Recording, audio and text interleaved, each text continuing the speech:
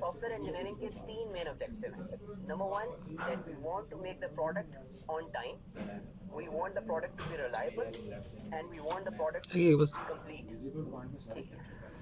Now, on time is very important. If the customer asks you that he needs the product in 1 year, और अगर आप उस product को एक साल में नहीं करते, let's say you say कि you would take maybe 6 more months. Now, first of all, this will create bad name for you as a software company. Secondly, it will cost you more, क्योंकि 6 महीने के लिए आपने तो customer से जितने पैसे मांगे थे, you will get that money. ठीक है. लेकिन you will need to do more expenses.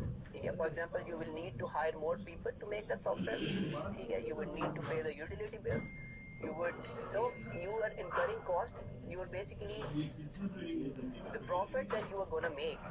You will end up spending that money actually making the product. ठीक है. तो